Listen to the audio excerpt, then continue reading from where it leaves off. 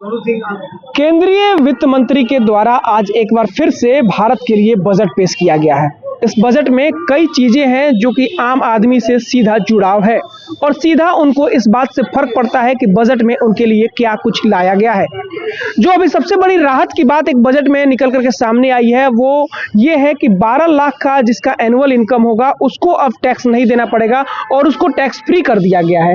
इन मुद्दों पर ये बजट कैसा रहा है और ये जो सरकार का फैसला है बजट में जो लाया गया है वो कितना लाभदायक आम आदमी के लिए है, उससे बातचीत करने के लिए हम आरा के भोजपुर जिला के तमाम बुद्धिजीवियों को एकत्रित किए हैं। इसमें कुछ पत्रकार हैं, कुछ आम इंसान हैं जिनको इस बात से काफी फर्क पड़ता है कि बजट में क्या कुछ आया है। एक बजट में वित्त मंत्री के द्वारा पेश किया गया है कि 12 लाख का जिसका एनुअल इनकम होगा वो टैक्स फ्री होंगे। कैसा है ये? निश्चित रूप से आज के इसके पहले की जितनी भी सरकारें थी, भारतीय जनता पार्टी और एनडीए के कार्यकाल में जब से मोदी जी ने काम करना प्रारंभ किया है और बजट को बनाया है, उस बजट में सभी का ख्याल रखा है। इसके पहले की जितनी भी सरकारें थी टैक्स पेयर का ख्याल नहीं रखती थी। यह सरकार धीरे धीरे हर बजट में कुछ ना कुछ टैक्स पेयरों के लिए लाती है और इस बार 12 लाख तक का दायरा बढ़ाया है। 12 लाख तक का अगर आपकी इनकम है तो टैक्स नहीं देना होगा। यह सबसे बड़ी घोषणा है।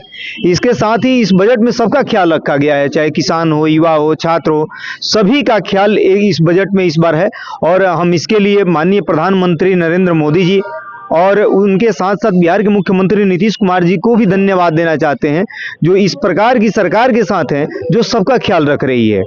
पर बिहार को भी बहुत कुछ इसमें मिला, चूंकि हम बिहार से बिलोंग करते हैं। आईआईटी का विस्तार सबसे बड़ा घोषणा है। इसके साथ छोटे शहरों को उड़ान से जोड़ना, एक्सप्रेसवे से जोड़ना, मेडिकल कॉलेज, मखाना उद्योग, युवाओं के लिए सब बहुत लोग कहते हैं कि रोजगार की एक समस्या रहती है कि सरकारी नौकरी, लोग रोजगार को सरकारी नौकरी से ही जोड़ करके देखते हैं, जबकि सरकार ने उससे ज्यादा देने का काम किया है। पहले स्टार्टअप का फंड बहुत छोटा सा हुआ करता था, अब उसका आकार बढ़ा है। लोन, युवाओं को लोन सस्ते मिलेंगे, ये इस बार के बजट में है। कैसा इस बार का बजट आपको लग रहा है? इसमें एक जो सुबह से जब से बजट आया है तब से चर्चा 12 लाख रुपए की काफी हो रही है, आपको कैसा लग रहा है? देखिए, कुल मिलाकर अगर बजट की बात की जाए तो जो एनडीए की सरकार है और जो वित्त मंत्री निर्मला सीतारमण है, इनके द्वारा इस बार का जो बजट पेश किया गया है वो आम जनहित में दिखाई दे रहा है। खासकर इससे काफ़ी लाभान्वित जो है वो मिडिल क्लास के फैमिली जो है वो काफ़ी लाभान्वित होंगे।